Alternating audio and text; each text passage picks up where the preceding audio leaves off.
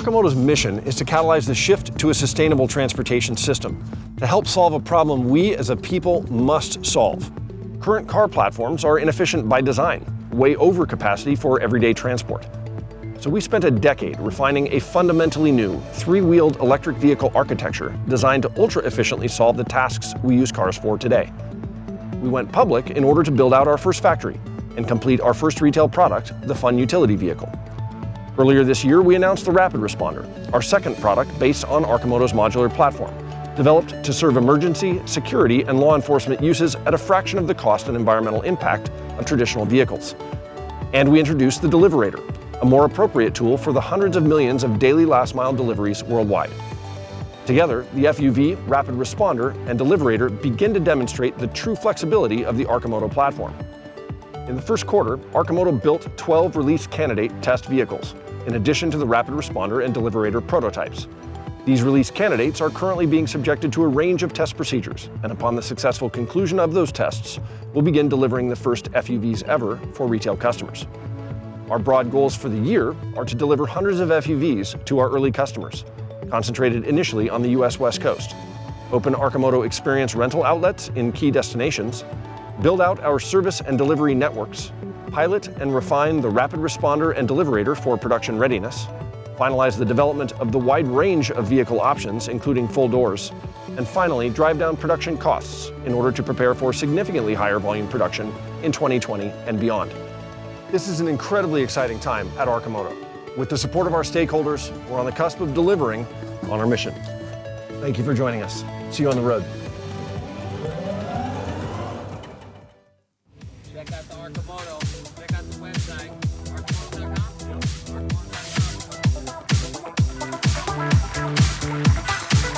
Thank you. Good morning. Good morning. Appreciate you all for coming here today and for your attention in the next half an hour before the break. So, what's this all about? This talk, I'm going to talk about a few things. I'm going to talk about the journey that I went on to get into the vehicle business and the state of the world that really impelled that movement. I never thought I would do vehicles.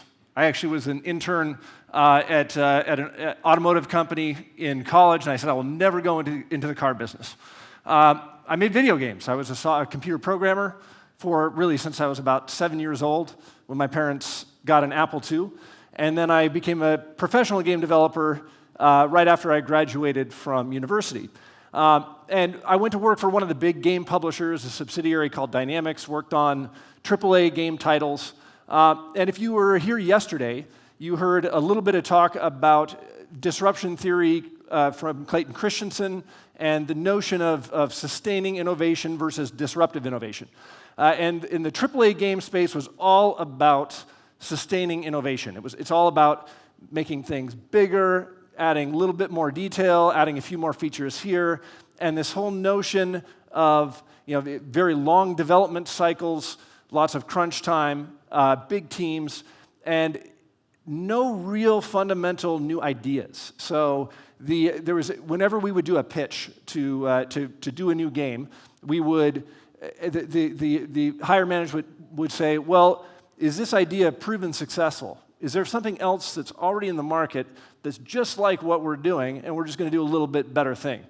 So a few of us left the company and started a whole new venture called Garage Games with the idea that we were going to bring back creativity and innovation in our own game-making process. We made games, we made game technology. We really built the company to try and help other game developers become successful at making their own independent games. And the lessons that I learned from games were, one, that less is more. That is, that the less that you're working on, the more fun, the more focus you can really put on that effort, the more fun that you can make it. And we really focused on the core experience, like building a really compelling core user experience and then iterating up to make the minimum possible game around that idea. And we had great success with a game called Marble Blast that eventually went on the Xbox. But like all great dreams, eventually it's time to wake up. And in my case, I would always tell people, well, I'm just going to make games until I figure out what I really want to do with my life. And when we sold the company, it was a question of, well, what is next? And so I had a few months, and I looked around, and I was at that time very concerned about the state of the world and the state of the climate. If this was a headline from last year in Houston, for the last 5 years, we've had the 5 hottest years on record. And if we've been talking a lot about exponentiality in all things, I call this graph on the left the inconvenient exponential growth curve. And has anyone seen this picture? The picture on the right here. Anyone seen this? You might think this is some tree huggers back in the day predicting future global calamity, but that's not true. There's actually this was a report from ExxonMobil scientists 37 years ago, where they almost exactly predicted the amount of carbon that would be in the atmosphere today. So the scientists at Exxon were ahead of the game. They ended up spending all of their resources in the PR front to try and discredit their own science. Unfortunately, reality has proven that very unfortunately incorrect. Antarctica, the rate of ice loss is now 6-fold what it was when this report was written. And the last time there was this much CO2 in the atmosphere was between 3 and 5 million years ago, when sea levels were somewhere between 5 to 40 meters higher than they are today. So if you think about sea level being 40 meters higher than it is today, what impact will that have on the world? What impact will that have on countries where you have amazing coastlines? So we have a huge problem. And one of the big drivers of this problem is the car. Back in the day, when Henry Ford made the Model T, there was no awareness at all about global climate change, about the externalities associated with burning all that gas. And cars were these amazing, fantastic devices. They could get you around. They could carry the goods to market. And over time, we just evolved that idea of the car to get bigger and bigger and bigger and more consumptive. Finally, with the invention of the sport utility vehicle that we take by ourselves to go get a cup of coffee at Starbucks in a disposable cup. And because of the size of our vehicles and because of the way that we use them, we have to have a lot of roads. Our world is paved with roads. We have about 45 million miles of roads on the planet. That's like halfway to the sun in asphalt. And yet, despite having all of those roads, despite the fact that we dedicate about 40% of our urban landscape to cars, we still have massive congestion. And again, a big part of that problem is just that we use these very large, inefficient devices to carry, a lot of times, just ourselves down to the grocery store or across town or to go to work or whatever. Oil that was once plentiful very near the surface is now getting harder and harder to get to. So in addition to the climate pollution that we have, we also have environmental disasters created from the extraction of that oil. So what this calls for is clearly a radically new way of looking at transportation, a much more efficient way of getting around. If only someone had already invented one of these things, a new device, a way to move very efficiently around town. And actually, we did. Humanity invented the bicycle more than 100 years ago. Most efficient transportation device humans have ever made, powered by burritos, gets you exercise, gets you across town very efficiently. But the car provides so much convenience that the bicycle has actually been supplanted in many places by much larger vehicles. So if the bicycle isn't the full solution, then maybe bicycle points the direction to how we need to evolve our idea of what a car is. And for me, back in 2007, right after I'd sold my game company, I went to a parade and I saw this vehicle. And this was really that kind of the idea that sparked. Is a little kit vehicle made about 10 miles away from where I live in Eugene, Oregon, called the Buggy. It's a super cool idea, and it's all about right-sizing the footprint of transportation. So that was really the idea that for me was that catalyst to go from what we do today to this to a potential vision of a much, much cleaner, much better future. And so after I ordered a kit, got some friends to help put it together, and then after tinkering around with that, started a new company called Arcimoto. And the purpose of Arcimoto, our whole reason for existing as a company, is to help catalyze the shift to a sustainable transportation system. And when I got started, I thought, well, what have I learned from doing something completely different, which was making computer games? What can I apply in those lessons from games to this process? And what I found, and I only learned about, that final lesson, right? That software is magic. There's no cost of goods sold. There's no supply chain. There's no warranty. There's no recall. If you need to change a program, you just flip some bits, upload it to the internet, and all of a sudden, everyone can download it anywhere in the world. So the question I had was, can we look at vehicles through sort of a software lens? And how would that apply, and how can that really potentially be a catalyst for great change? About midway through, I learned about this idea called disruption theory. Clayton Christensen is the father of disruption theory. Disruption as a word is unfortunately horribly abused in the venture world. I mean, everything is disruptive, but Christensen had a very clear definition for what disruption is. Disruption, and he looked at tons and tons and tons of different companies and said, when a new entrant comes into a market, what is likely to allow that entrant to succeed versus being just wiped out by the major players that are already in that market space? And there are two key pieces of a new product that make it disruptive. The first is that it has to meet a utility threshold, a usability threshold for that market. It has to be good enough for the consumers. Because what happens in that sustaining innovation, and this was the same thing was true in games, is that games would get more and more and more detailed. There'd be, suddenly you could see, instead of seeing all the pixels, now you've got shaders and ray tracing and all this kind of crazy stuff that's coming out now.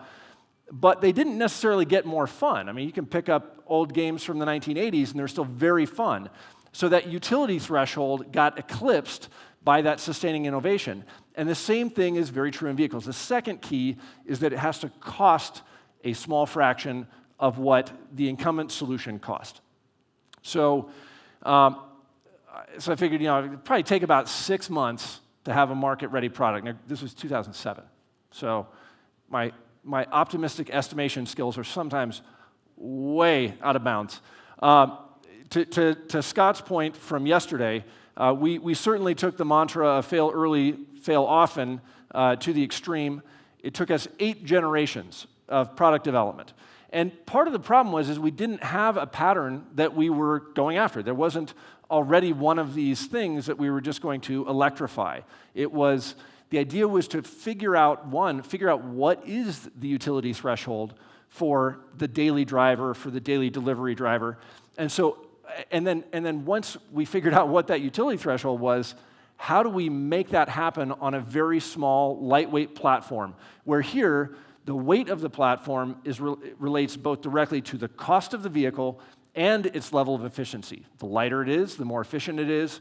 The lighter it is, the less stuff goes into the vehicle to make the product.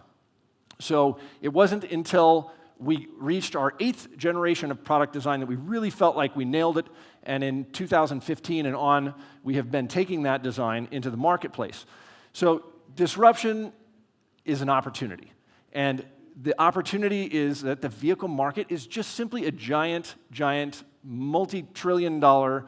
It's one of the bigs, one of the big markets. I mean, it's Thailand, the Detroit of the East. You know that the vehicle market is huge. It's one of the big markets in the world.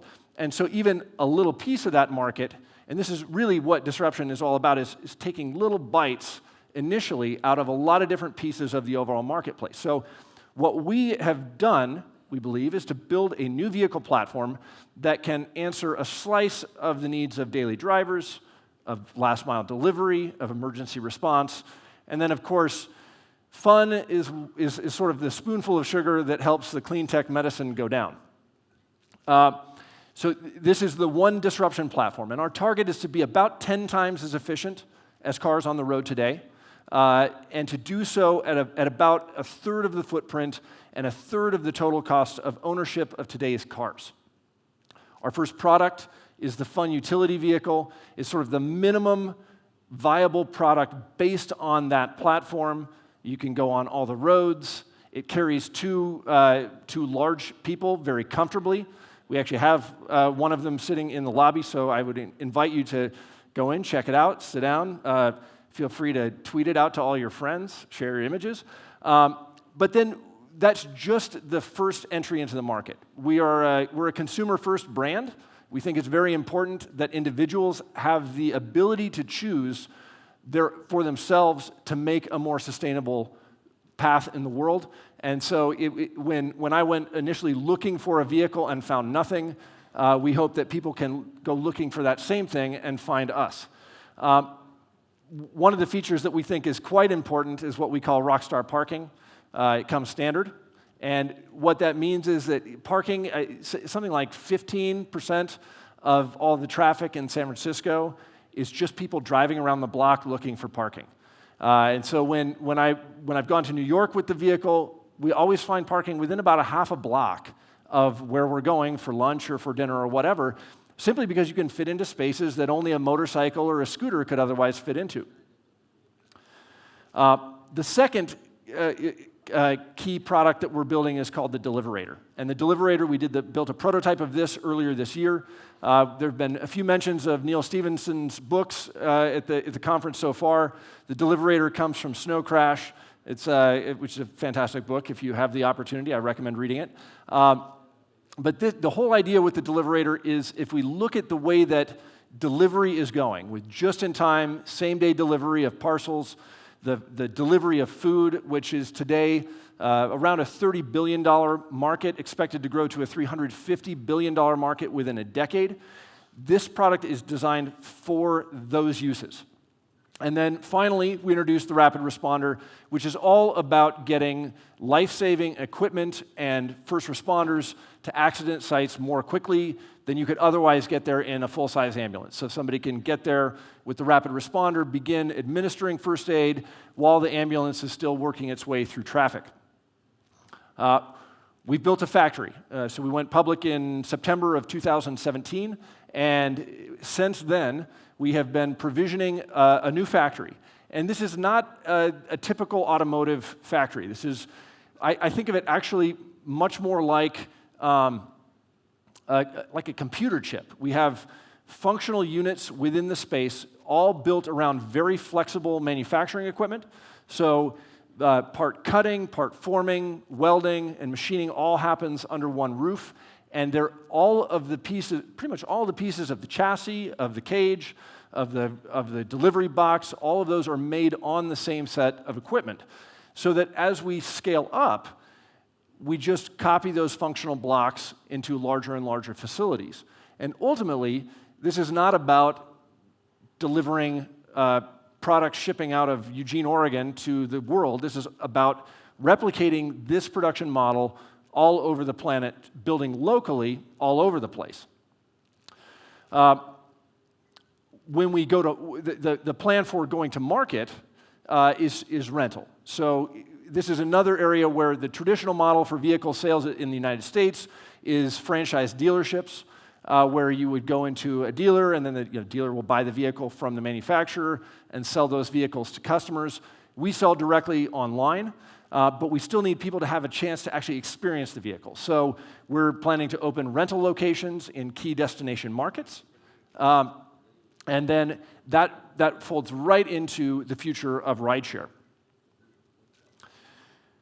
So that's Arcimoto in a nutshell. Our goal is to help solve a global problem that we absolutely must solve, and with a platform that's on the order of 10 times as efficient as today's cars. And Arcimoto is really fundamentally a collaborative vision. So Jeff was talking yesterday about how can we grow the community of solvers. And this really got me thinking about something that a lot of people talk about when they talk about electric vehicles. They say, well, an EV is just a computer on wheels.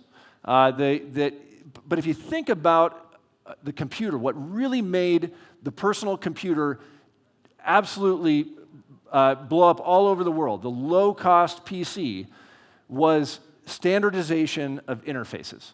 This is the SCSI interface, USB, VGA. The computer is built on a whole host of common interfaces on the hardware level and on the software level that let people compete in very specific parts of the vehicle. And this is very distinct from the way that automotive traditionally works, which is that you have a custom engine for a custom chassis for a custom, every part totally custom for each product. And so it makes it very difficult for new entrants to compete because you've got to build out all of those relationships. You have to make your own motor. You've got to make your own chassis. You've got to make all of these different pieces. And it makes it harder to drive down the cost and increase the potential for innovation in the platform. So we look at, and that interface layer on the software level is very similar. If you're running a program on Microsoft Windows, you're talking to an API. The program is leveraging just a monstrous amount of services underneath it that are provided by the operating system vendor, and all the programs get to use all of those same sets of services. So today, for the first time, we're really talking about a new kind of an API, the Arcimoto Platform Initiative. And the idea of the Arcimoto Platform Initiative is to standardize a base platform so that we're not the only ones making Arcimoto platforms, and that we're building the Arcimoto out of batteries and electronics and the motors and all the rest that are fitting into sort of standard groupings that themselves can all be competitive spaces. When we look at our first opportunity, so the idea here is that this is an opportunity for us to provide, really getting back to the idea that the design in software is the product. The code, the data, the images, all of that. When you're done with the design, you're done with the product. And that's really what this Industry 4.0 concept is all about, is that the design is the fundamental product. So we see our first opportunity for the Arcimoto platform as being the autonomous platform. If you look at rideshare today, about 80 to 85% of rideshare, Uber, Lyft, taxis, is just one occupant. Just same as people commuting down the road in their cars by themselves. So the idea that the autonomous vehicles of the future are going to fit that same very large 7-passenger vehicle that we're all going to use by ourselves for our own privacy, we think is crazy.